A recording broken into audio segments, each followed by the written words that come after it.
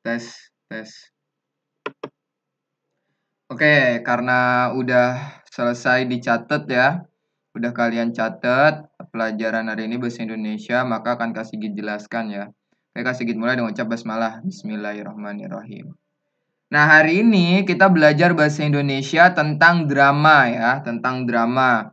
Nah, di sini tadi kan udah nulis, drama adalah suatu teks yang menggambarkan kehidupan dan watak manusia melalui tingkah laku akting yang dipentaskan.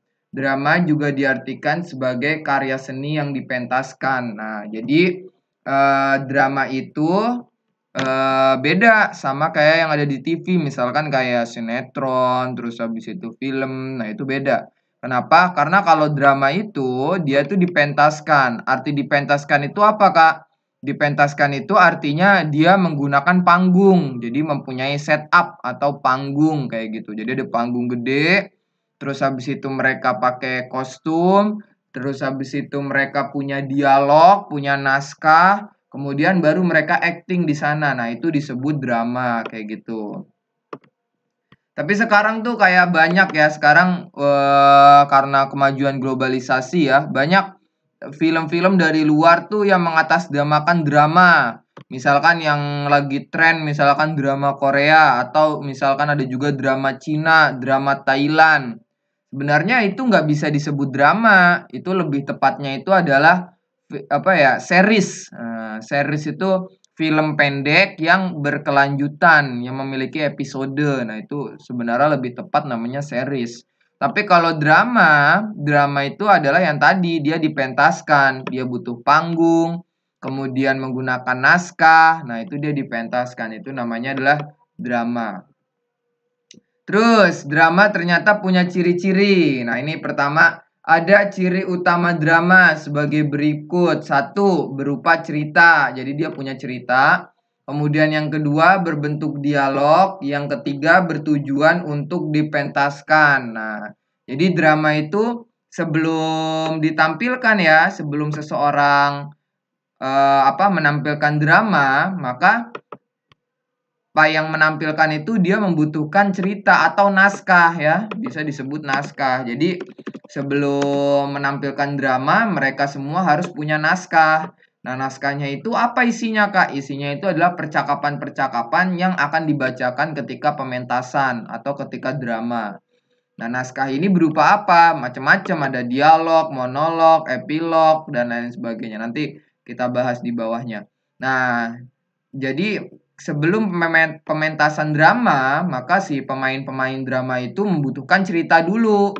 Nah, ceritanya tentang apa? Ceritanya macam-macam. Ada Kak Sigit pernah nonton gitu drama dengan ceritanya itu cerita anak sekolahan, ada drama yang ceritanya itu tentang perwayangan, ada perwayangan itu khas dari Jawa ya, Jawa Tengah ada, Jawa Barat ada.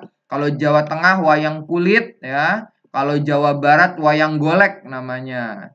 Nah, jadi sebelum pementasan drama, para pemainnya harus punya cerita terlebih dahulu atau naskahnya. Yang kedua, berbentuk dialog. Dialog itu apa? Dialog itu percakapan antar orang.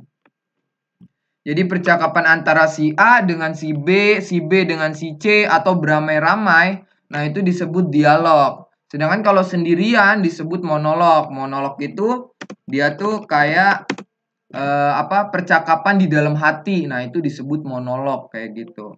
Di drama ada monolog nggak, Kak? Ada. Jadi ada beberapa drama yang dia tuh menggunakan monolog. Contohnya apa? Contohnya misalkan di drama tentang ini bawang merah bawang putih, misalkan bawang merah bawang putih. Nah, si bawang putih kan itu dia protagonis ya. Nah, dia kan sifatnya protagonis. Protagonis itu apa, Kak? Protagonis itu watak tokoh yang baik. Jadi tokoh yang baik, tokoh yang tidak jahat, tokoh yang suka menolong dan lain sebagainya. Pokoknya sifat-sifat kebaikan itu disebut tokoh protagonis. Nah, si bawang putih ini, si tokoh protagonis ini sering melakukan monolog di drama kayak gitu. Misalkan si bawang putihnya ngomong, aduh, Bagaimana caranya ya aku supaya bisa pergi ke istana tanpa diketahui bawang merah dan ibu gitu misalkan. Nah, berarti kan dia ngomong sendiri kan? Nah, ngomong sendiri itu disebut monolog. Beda sama dialog. Kalau dialog itu dia percakapan. Misal contohnya si ibu tiri bawang putih nyuruh bawang putih. Bawang putih pergi ke dapur, beresin dapur. Nah, itu disebut dialog karena percakapan antara dua orang. Antara si ibu tirinya bawang putih dengan si bawang putih kayak gitu. Terus yang ketiga bertujuan untuk dipentaskan. Nah, ini salah satu pembeda dari drama dengan segala karya yang lain kayak film, sinetron, terus habis itu series itu beda sama drama karena drama itu dipentaskan. Dipentaskan berarti dia butuh apa? Dia butuh panggung. Nah, panggung. Kalian pernah nggak naik ke atas panggung ya? Pasti gitu udah pernah naik ke atas panggung, bikin panggung juga alhamdulillah udah pernah kayak gitu. Nah, itu disebut panggung. Nah, panggung itu ketika untuk bermain drama menggunakan panggung, panggungnya itu biasanya di setup. Nah, di setup itu maksudnya apa, Kak? Dihias kayak gitu, dihias. Misalkan kalau misalkan tadi cerita bawang merah bawang putih, berarti setup panggungnya itu kayak gimana? Berarti setup panggungnya itu bikin kayak rumah di dalam rumah. Terus pas nanti udah pergi ke istana untuk nari sama pangeran si bawang putihnya, berarti setupnya gimana? Setupnya berarti aula istana kayak gitu. Nah itu ya. Jadi itu disebut panggung ya. Nah jadi bedanya drama itu dia dipentaskan di atas panggung. Sedangkan kalau yang tidak, kalau misalkan dia butuh tempat yang lain-lain yang tempat-tempatnya itu berbeda, nah itu jatuhnya kayak sinetron ya. Sinetron, film ya, series. Nah, itu jatuhnya kayak gitu. Tapi kalau drama dia dipentaskan di atas panggung kayak gitu. Terus ada beberapa istilah-istilah drama tradisional masyarakat ya. Pertama ada sandiwara, berasal dari kata bahasa Jawa sandi yang berarti rahasia. Nah, sandi kan kalau bahasa sederhananya kan kayak sandi nih. Ini pakai bahasa Jawa ya, sandi makanya ada huruf H-nya, tapi kalau tanpa H juga sandi artinya rahasia ya atau kode ya kan. Misalkan gini misalkan. Tuh, sandi. Nah, itu kan berarti dia kode ya. Dan warah yang berarti pengajaran. Nah, kenapa pengajaran? Karena si sandiwara ini mengajarkan sesuatu hal kepada si penonton kayak gitu. Nah, itu disebut sandiwara. Oleh Ki Hajar Dewantara, istilah sandiwara sebagai pengajaran yang dilakukan dengan perlambang secara tidak langsung. Jadi tersirat. Nah, jadi pesan yang disampaikan di sandiwara itu pesannya tersirat. Tersirat itu apa? Tersirat itu artinya menyampaikan sesuatu tetapi tidak secara langsung. Kayak gitu. Tidak jelas. Tetapi ada yang disampaikan tapi tidak gamblang, tidak jelas. Nah, itu disebut tersirat. Lawannya tersirat apa? Nih kita nggak tahu nih. Lawannya tersirat apa? Namanya tersurat ya. Kalau tersurat itu berarti jelas, secara jelas kayak gitu. Misal ada bapak-bapak ngomong kayak gini ke anaknya. Nanti kalau misalkan pulang main, jangan pulang sampai jam 10 malam ya, banyak begal. Misal ngomong kayak gitu. Nah, itu berarti tersirat apa tersurat? Tersurat, kayak gitu. Atau misalkan ada, kalau tersirat contohnya gimana, Kak? Misal ada ibu-ibu ngomong sama anaknya. Nanti jam 7 malam pintu udah dikunci ya. Nah, itu tersirat. Tersirat ngomong apa ibu itu? Ngomong anaknya jangan pulang lewat dari jam 7 malam. Kenapa? Karena jam 7 malam pintu udah dikunci gitu. Jadi itu tersirat, pakai kode kayak gitu. Nah, itu tersirat. Kalau secara langsung, secara jelas itu namanya tersurat. Nah, sandiwara berarti dia memberikan pengajaran kepada si penonton itu secara tidak langsung atau tersirat kayak gitu ya. Nah, Ki Hajar Dewantara tahu ya, Ki Hajar Dewantara itu pahlawan nasional di dunia pendidikan. Nah, kita bisa ada sekolah dasar, ada sekolah menengah pertama, ada sekolah menengah atas, itu juga sangkut pautnya sama pahlawan kita ini, Ki Hajar Dewantara. Terus lanjut, ada yang namanya lakon. Nah, istilah ini memiliki beberapa kemungkinan arti, yaitu cerita yang dimainkan dalam drama, wayang, atau film. Kemudian yang kedua ada karangan yang berupa cerita sandiwara. Dan ketiga perbuatan, kejadian, dan peristiwa. Jadi sama aja sebenarnya, sandiwara, lakon, dia sama-sama dalam hal drama. Cuma beda cara bacanya aja gitu. Ada sandiwara, ada lakon. Nah, jadi cerita yang dimainkan drama, wayang. Nah, wayang ini kayak tadi tuh yang udah kasih bilang tadi. Wayang itu ada dua ya, ada dari Jawa Tengah, ada dari Jawa Barat. Kalau Jawa Tengah itu wayang kulit. Nah, itu wayang kulit. Kalau dari Jawa Barat itu wayang golek kayak gitu. Ya. Jadi itu wayang. Cerita wayang itu dia juga bisa dilakonin ya, lakon wayang. Terus habis itu ada kalau wayang ya, itu ada yang mengaturnya. Jadi mengatur wayang-wayangnya, terus mengatur omongan ceritanya itu diatur oleh satu orang, disebut apa? Disebut dalang. Nah, jadi dalang itu adalah orang yang mengatur kegiatan lakon wayang kayak gitu, wayang kulit, wayang golek. Nah, itu dia diatur sama si dalang. Dalangnya cuma satu orang kayak gitu. Nah, kemudian ketika penampilan dalang tuh, penampilan wayang itu biasanya ada lagu-lagu yang ngiringin. Nah, lagu-lagu itu dinyanyiin nama siapa? Nah, sebutannya dia adalah sinden. Nah, ada perempuan-perempuan, ibu-ibu, nah itu nyanyi-nyanyi untuk mengiringi wayang, itu disebut sinden kayak gitu. Nah, terus habis itu lakon ya. Terus habis itu yang C, tonil. Istilah tonil berasal dari bahasa Belanda, tonil, yang artinya pertunjukan. Jadi sebenarnya sama aja ya, antara sandiwara, lakon, tonil itu sama aja. Jadi tonil itu pertunjukan. Kemudian yang ke D, sendra tari, kepanjangan dari seni drama dan tari. Jadi disingkat menjadi sendra tari. Sendra tari berarti pertunjukan serangkaian tarian-tarian yang dilakukan oleh sekelompok orang penari dan mengisahkan suatu cerita dengan tanpa menggunakan percakapan. Nah, jadi bedanya sendra tari sama tonil, terus sama apalagi tadi lakon sama sandiwara, itu adalah dari tarinya. Nah, dari tarinya. Jadi dia nggak cuma asal drama, tapi dia ada menarinya. Jadi sendera tari itu pertunjukan serangkaian tari-tarian. Jadi isinya itu tari-tarian kayak gitu. Sedangkan di Indonesia itu karena kita negara yang luas ya. Nah, Indonesia kan negara yang luas, terus terdiri dari berbagai macam suku. Nah, jadi negara kita tuh banyak tarian-tariannya kayak gitu. Dan karena banyak tarian-tariannya, makanya ada pementasan sendera tari yang isinya itu tarian-tarian kayak gitu. Mungkin kalau di SMP nggak ada ya ekskul menari ya. Kalau di 236 sama 138 itu Kak Sigit belum dapat kabar gitu kalau di sekolah itu ada 236 138 tuh ada ekskul tari ya. Setahu Kak Sigit belum ada.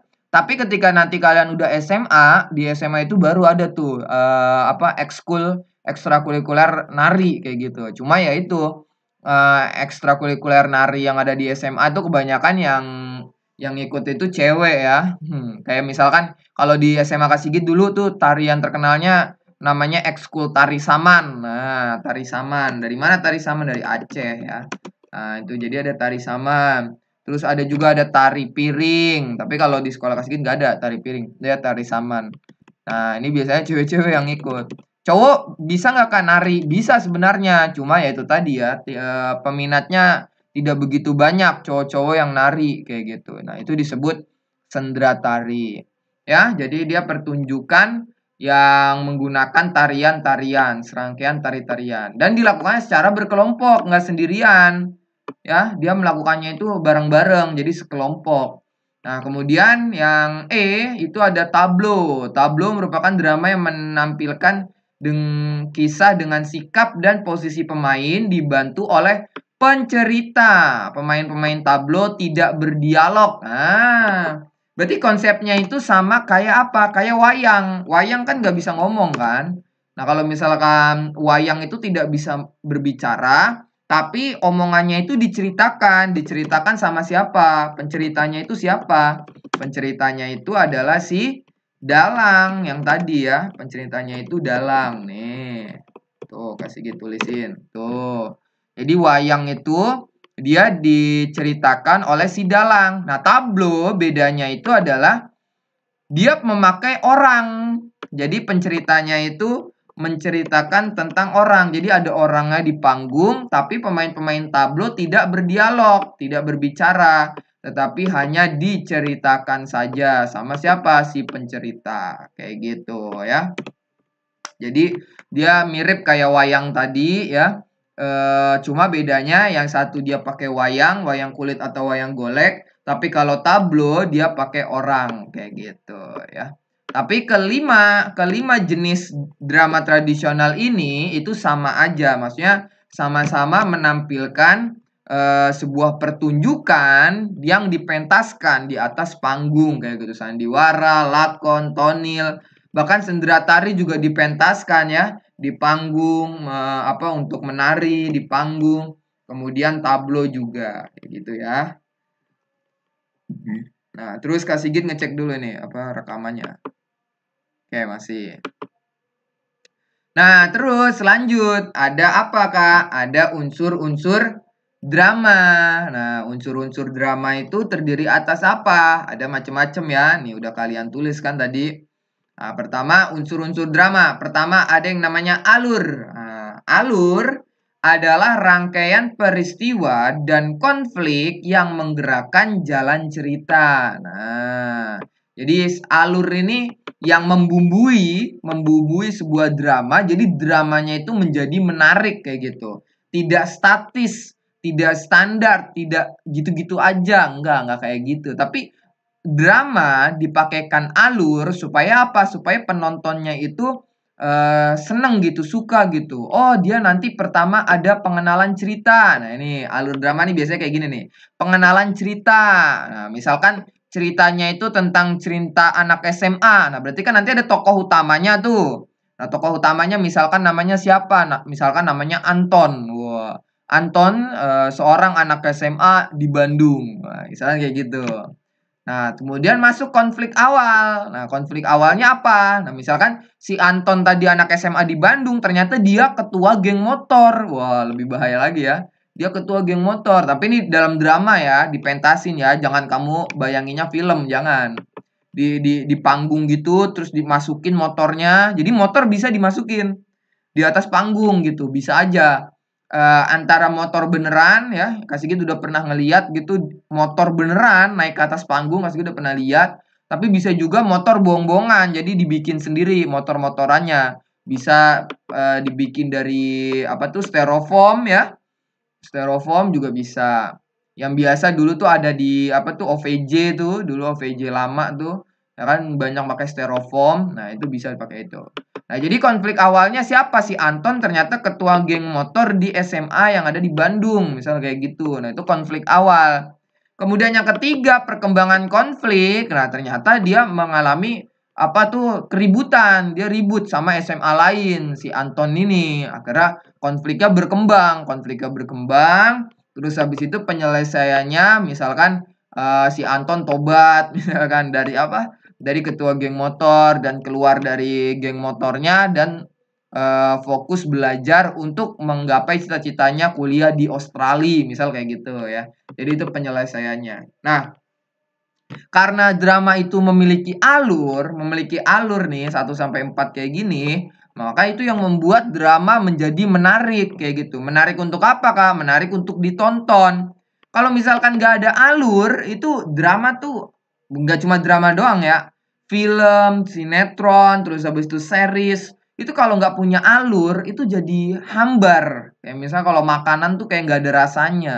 Kayak gitu. Misalkan bawang putih, bahkan bawang merah, bawang putih, kalian harusnya udah tahu ceritanya. Bawang merah, bawang putih. Misal dia nggak punya alur, dia hidup dengan keluarga yang harmonis, kemudian habis itu memiliki uang yang banyak, bertemu pangeran, menikah, kelar, ya udah hambar, nggak suka. Penonton jadi nggak banyak orang yang mau nonton drama bawang merah, bawang putih. Tapi karena ada alur ya, ada alurnya, bawang putih memiliki keluarga harmonis sebelumnya. Kemudian ibunya mati. Kemudian bapaknya menikah lagi dengan ibu tiri yang sebelumnya dia udah punya 2 anak. Nah, jadi dia punya kakak tiri kayak gitu misalkan. Nah, itu kan pengenalan cerita tuh. Nah, kemudian ternyata lambat laun bapaknya ikut meninggal juga. Akhirnya si bawang putih hanya hidup dengan ibu tiri dan kedua kakak tirinya. Nah, kan konflik awal tuh. Nah, kemudian ternyata ibu tiri dan kakak tirinya itu selalu berlaku jahat kepada si bawang putih. Nah, itu perkembangan konflik. Sampai suatu ketika ada pesta dansa di sebuah istana yang diadakan oleh pangeran untuk mencari istri kayak gitu. Tapi bawang putih pengen ikut ke sana tapi nggak diizinin sama keluarga tirinya dia kayak gitu. Akhirnya apa? Akhirnya ada ibu peri, ibu peri yang membantu si bawang putih kayak gitu untuk pergi ke pesta dansa. Nah, itu ya. Sebenarnya ceritanya agak lupa kasih antara bawang putih atau Cinderella. Cinderella juga sama ya. Dia ketinggalan sepatu kacanya juga, konsepnya ya sama dia. Nah, cuma itu yang disebut alur ya, rangkaian peristiwa dan konflik yang menggerakkan jalan cerita. Tanpa alur, cerita drama itu jadi hambar, jadi nggak menarik, jadi nggak enak untuk ditonton kayak gitu. Terus yang B, ada penokohan. Penokohan merupakan cara pengarang di dalam menggambarkan karakter tokoh. Nah, jadi penokohan itu maksudnya perwatakan. Nah, jadi si penulis, jadi kan tadi kan kasih gue udah bilang, di drama itu kan ada naskah. Nah, naskah itu kan ditulis sama penulis kan. Nah, ketika dia menulis naskah, maka dia membuat penokohan. Kayak gitu. Nah, di sini ada berdasarkan perannya tokoh terbagi atas ada tokoh utama, ada tokoh pembantu. Kalau tokoh utama adalah tokoh yang menjadi sentral cerita. Jadi ceritanya itu berdasarkan si tokoh utama ini. Contohnya kayak apa tadi si bawang putih. Berarti bawang putih itu adalah tokoh utama kayak gitu. Terus ada apa lagi? Ada tokoh pembantu.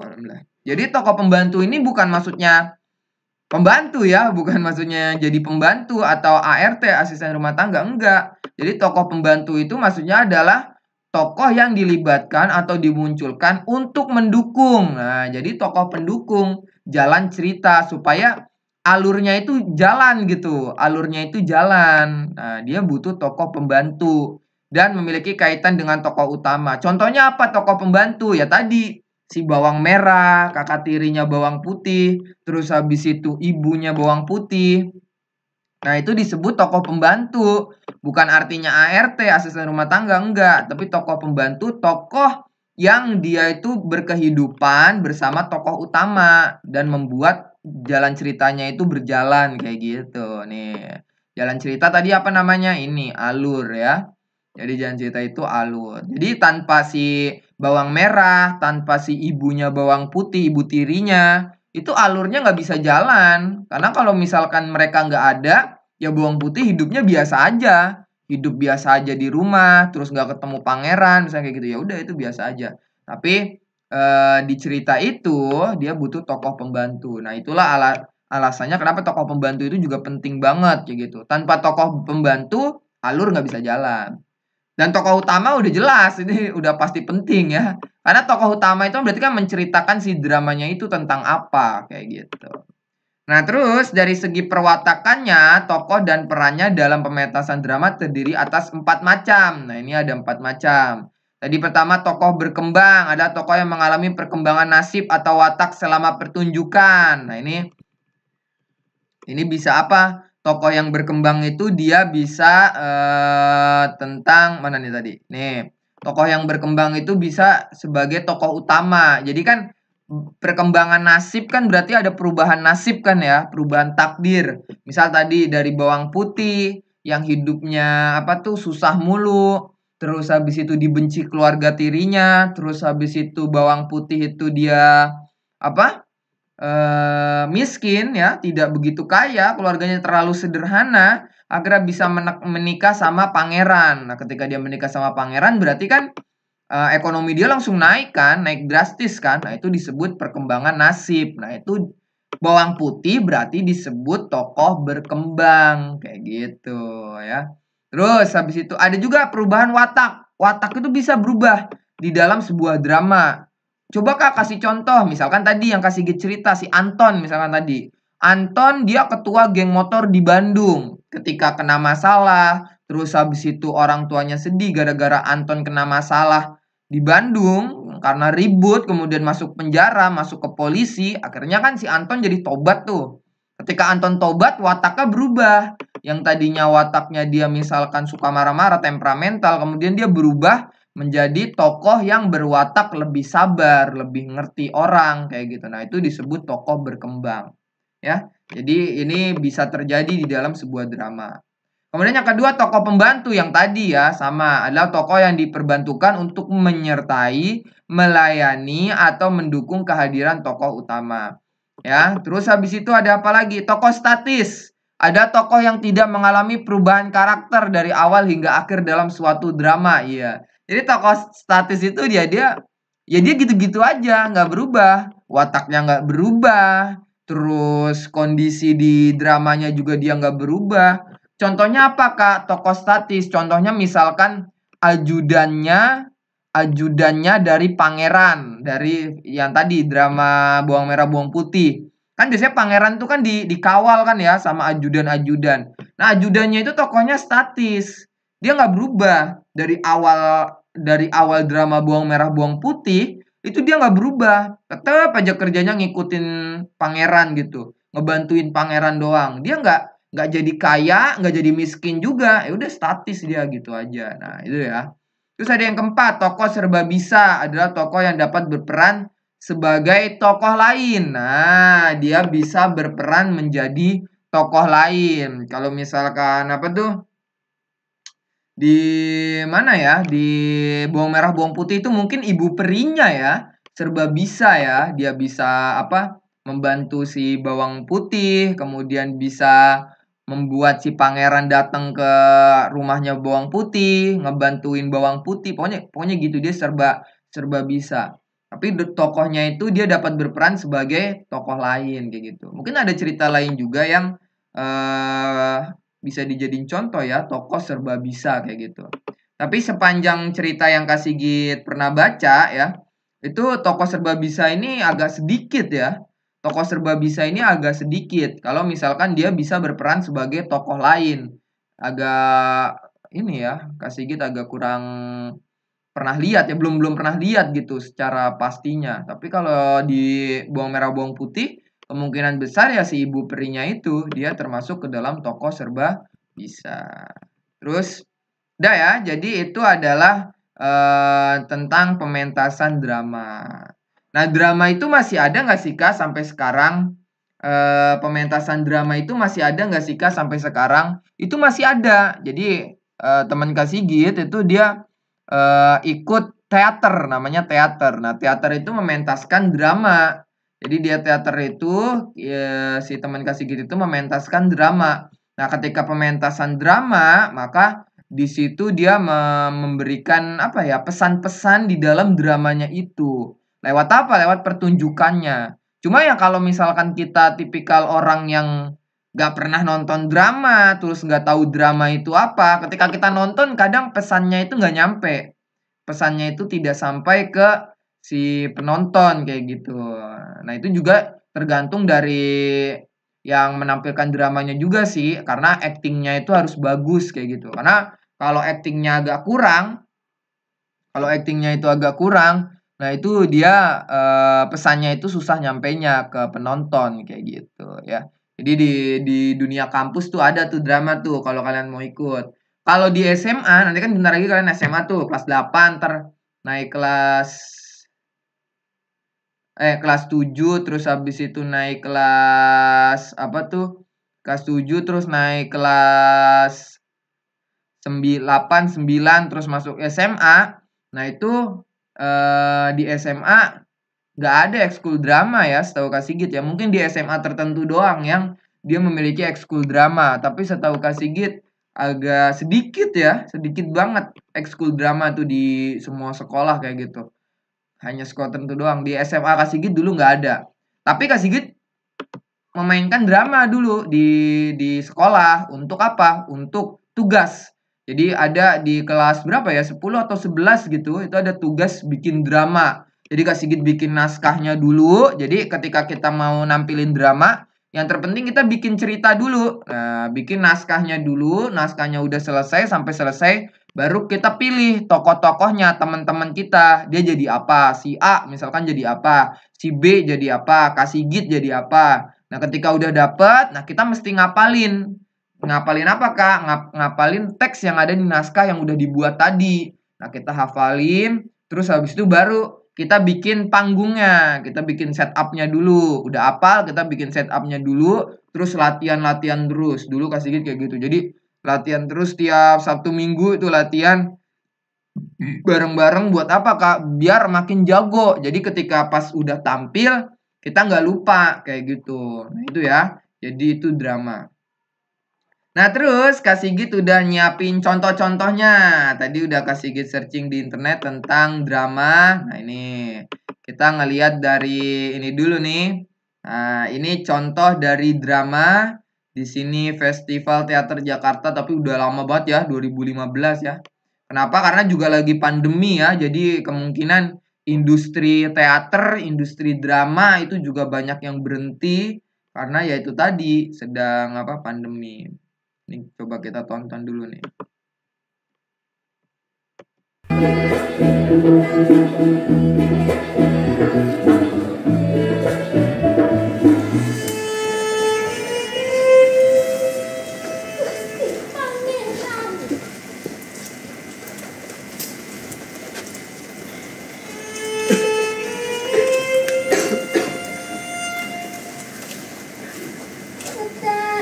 Oh, ini jadi sebelum pementasan drama, si tim ini udah ngebuat naskahnya dulu. Nah, naskahnya ditulis oleh Arifin C. Nur kayak gitu. Arifin C. Nur kayak gitu. Jadi itu membuat naskah, apakah naskah dramanya? Karena kalau kita bikin drama ya, pementasan drama tanpa naskah, wah itu kemana-mana ntar ceritanya. Jadi nggak teratur gitu. Jadi mesti dibuat naskah dahulu, baru nanti naskahnya itu dilakonin, ditampilkan dalam bentuk drama.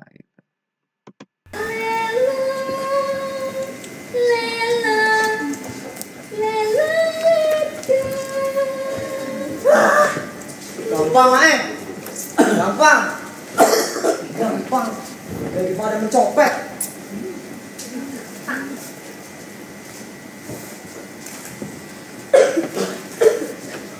Ada yang lebih gampang lagi ternyata, Mae. Apa?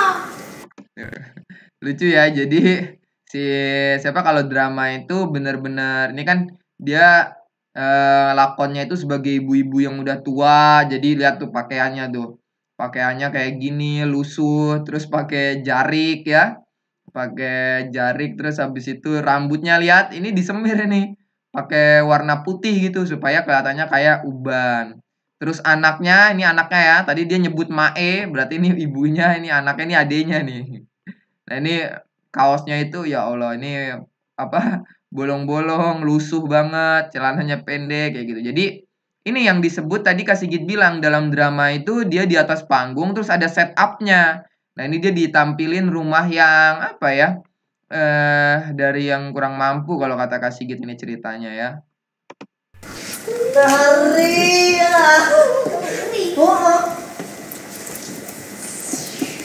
Nah, ini teater di Taman Ismail Marzuki.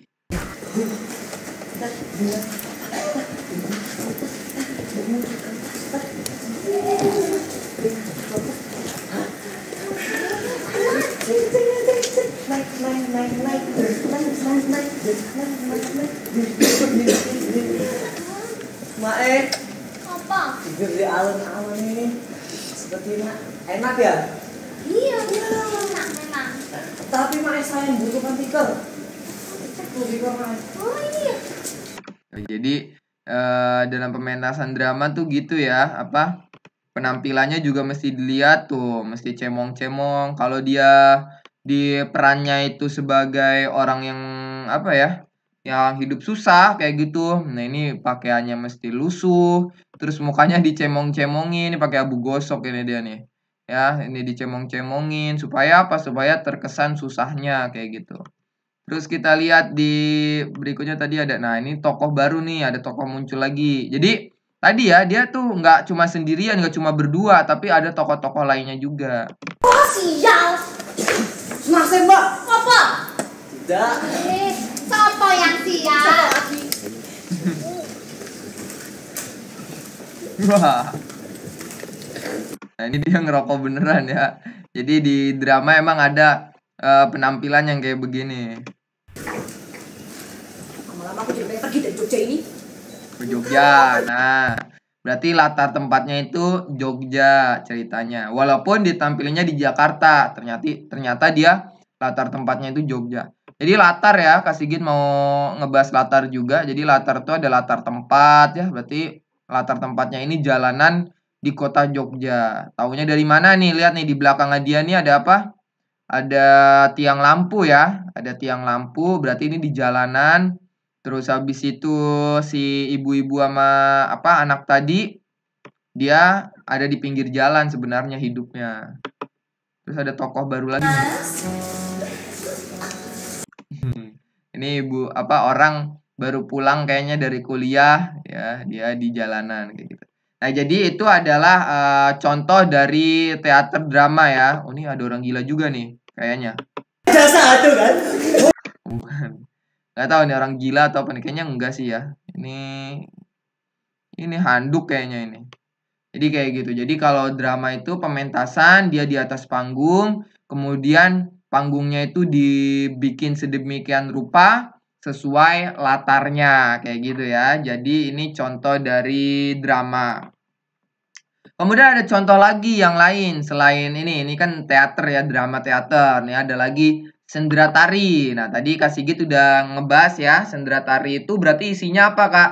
Isinya tarian-tarian secara berkelompok yang dilakukan di atas panggung. Atau bisa juga nih kayak di sini nih, dia nggak bikin panggung tapi dia nampilnya itu di aula yang besar kayak gitu. Jadi tergantung sih sebenarnya tergantung tempatnya kayak gitu. Kalau misalkan dia pementasannya bisa di aula yang besar kayak gini nih, yang luas kayak gini ya nggak apa-apa. Kayak gitu. Mungkin panggungnya ini belakangnya kayaknya merah-merah ini ada panggungnya, itu bisa dipakai untuk alat musiknya. Karena biasanya kan kalau misalkan nari gitu alat musiknya ada apa? Gamelan, bonang, terus dan lain-lain. Kalau di Jawa kayak gitu. Nah, jadi ditaruh di setup panggung yang di belakang sini. Nih, kita tonton.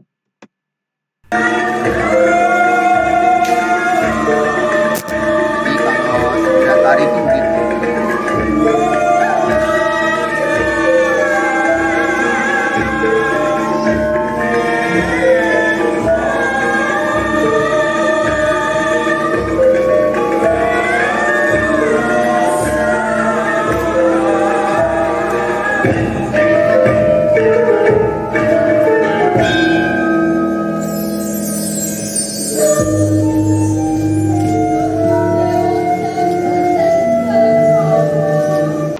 Jadi gitu ya. Jadi ini contoh sendera tari. Ini ada mas-masnya, terus ada ibu-ibunya nari juga. Terus bener ini di belakang bener kata omongan Kak Sigit bahwa ini alat musiknya ya. Jadi alat musiknya itu bukan CD, bukan kaset, enggak, tapi beneran dilakuin secara langsung kayak gitu pakai apa tadi gamelan. Nah, itu ada di belakang sini. Nah, mereka nari. Nah, ini tariannya sebenarnya ada maksudnya ya. Lihat aja nih, ini kan apa bapak-bapak semua nih, cowok semua, yang di sini cewek semua. Jadi ini pasti ada maksudnya dari tarian ini. Cuma Pak Sigi juga nggak tahu ya, karena ini kan tarian tradisional ya dari Jawa. Jadi mesti apa ya? Maknanya itu benar-benar tersirat gitu. Yang tadi kita bahas tersirat maknanya secara tidak langsung. Jadi kita mesti tahu sejarahnya dulu sih sebelum misal ngelihat pementasan sendera tari gitu. Ada nggak yang posisi narinya beda ya? Rame-rame. Banyak. Jadi sendera tari itu berkelompok, tidak sendirian. Bukan sebuah dance yang sendirian, enggak, atau tari yang sendirian, enggak. Tapi dia dilakukan secara berkelompok. Dan ada ritmenya, gerakannya sama. Terus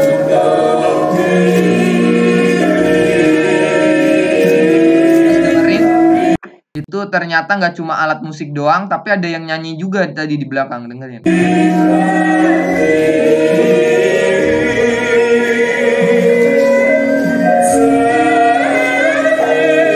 Nah, jadi ada yang apa tuh? Nyanyi juga di belakang dari musiknya itu kayak gitu ya. Nah, terus habis itu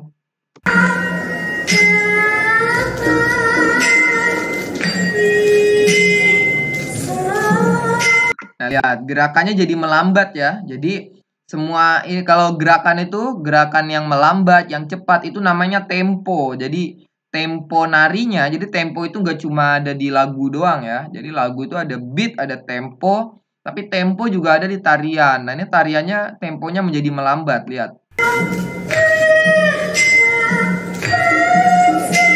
Nah, itu kenapa jadi melambat? Itu juga menyesuaikan dari lagu yang tadi yang ditampilkan gitu. Lagu yang di awal-awal kan dia temponya cepet ya, jadi gerakannya cepet juga. Nah, ini temponya melambat, lagunya juga melambat. Sebenarnya pasti ada maknanya. Ada apa tuh? Ada artinya ini kenapa dia melambat. Cuma ya tadi tersirat. Artinya itu disampaikan secara tersirat kayak gitu ya. Nah, ini contoh dari sendra tari. Jadi nggak ada dialognya. Dialognya nggak muncul. Kebanyakan isinya itu cuma apa tarian-tarian. Nah, itu kan dari dalam negeri ya. Terus tadi Kak Sigit udah nyari tentang luar negeri. Nah, ini teater yang menampilkan The Lion King. Kalian pernah nonton nggak? Jadi ada sebuah film kartun namanya itu Lion King. Ya, kemudian ini dijadiin teater kayak gitu. Ini kita tonton ya. Nih, dari awal dulu nih. Tuh, pernah denger nggak lagu itu? Nah, tuh lihat tuh. Ini lebih banyak ya ininya ya apa? Hiasannya, riasannya, bajunya kayak gitu. Ini karena kenapa? Lebih mahal budgetnya ini. Biayanya pasti lebih mahal dibandingkan tadi yang dari Jakarta tadi, beda. Nih kita lihat lagi.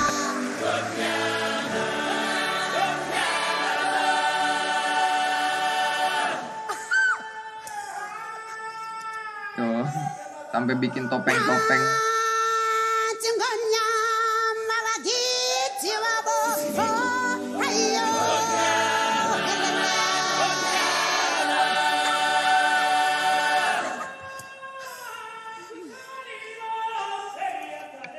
Tuh lihat tuh. Dia panggungnya itu gede banget. Jadi di sini ada panggung gede, tapi di samping kanan kirinya itu di bagian atasnya ada panggung gede juga. Kenapa? Karena dilihat dari sini nih, ini tuh. Penontonnya di bawah semua, di bawah tengah gitu. Penontonnya ada di bawah semua kayak gitu. Rame di bawah nontonin kayak gitu. Jadi apa nih? The Lion King drama teater The Lion King ini ya menampilkannya itu budgetnya lumayan besar ya gitu.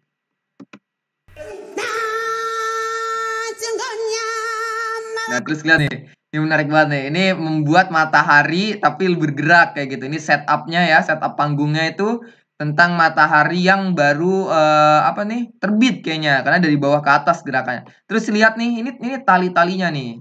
Oh, ada tali-talinya. Keren banget tuh. Ada tali-talinya. Itu ditarik di atasnya pakai katrol.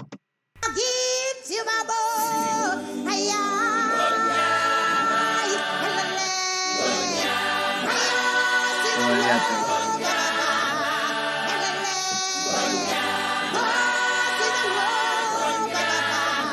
Kalau kalian pernah nonton The Lion King ya, The Lion King ini film kartun, tonton deh. Ini seru sih Lion King itu, film Lion King. Pasti kita udah nonton. Jadi ini si tokoh ini yang 2 orang tadi kanan kiri ini sebagai kijang ya. Terus yang dari tadi nyanyi itu, aduh, ini yang di sini nih.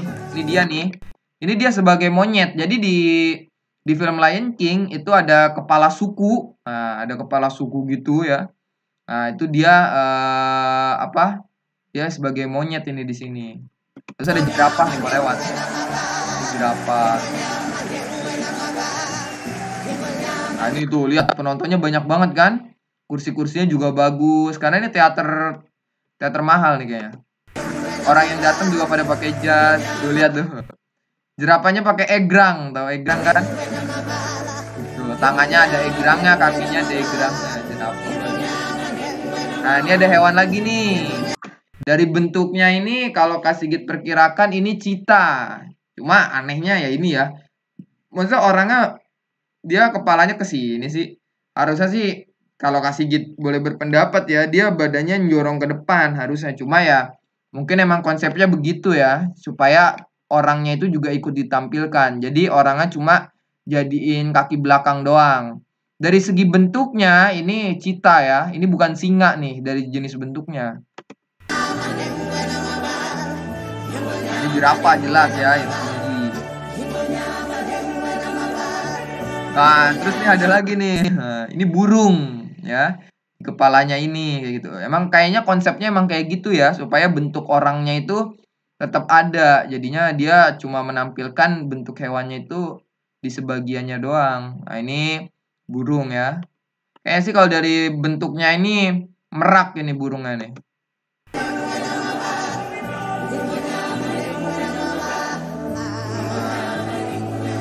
Nyanyi-nyanyi.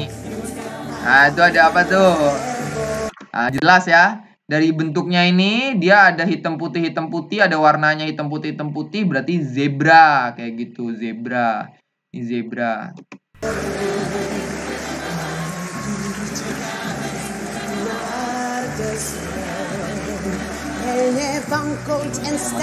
Wah, ini gede banget nih. Gajah yang datang.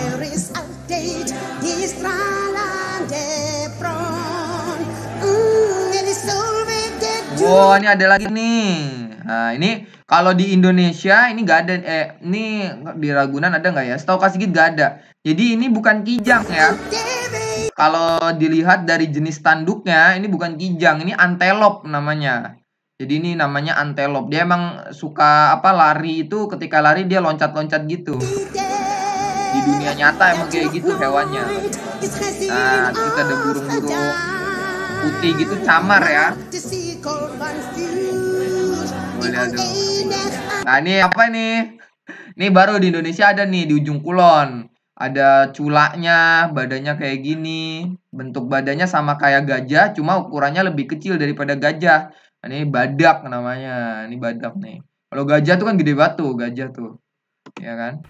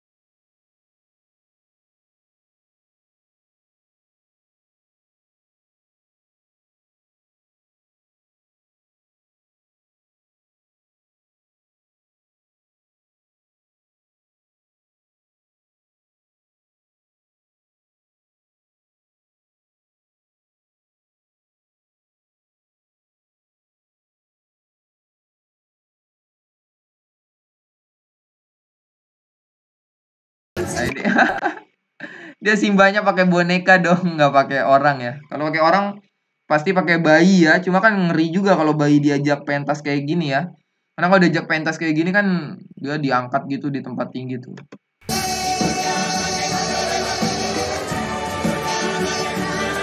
Jadi hewan-hewan lain juga pada senang gitu. Simba jadi wow bisa gerak bonekanya ternyata.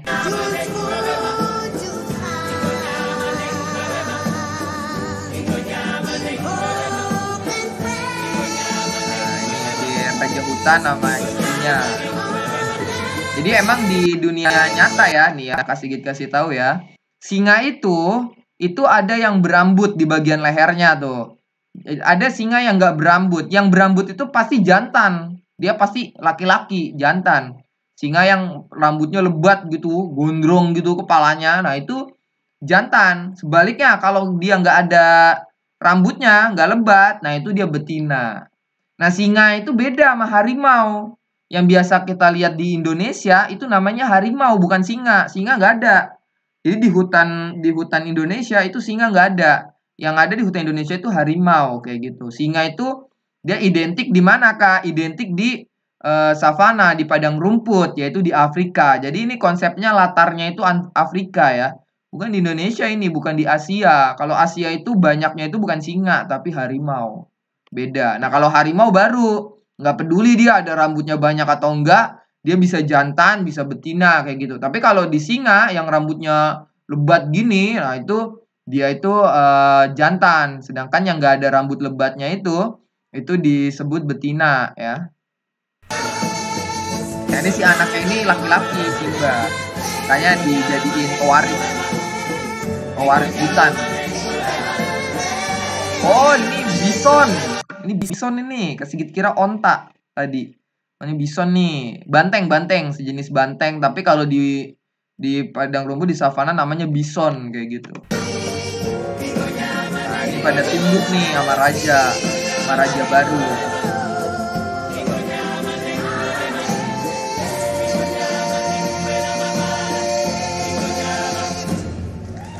Nah, itu ya.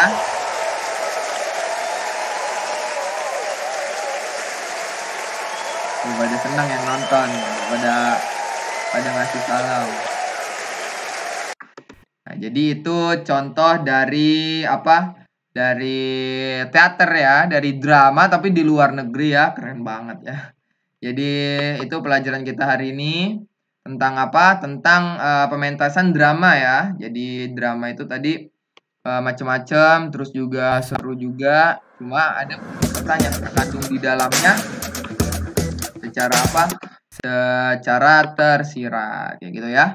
Oke, sampai sini dulu belajar kita. Boleh rapi-rapi kita akhiri dengan hamdalah. Alhamdulillahirabbil alamin.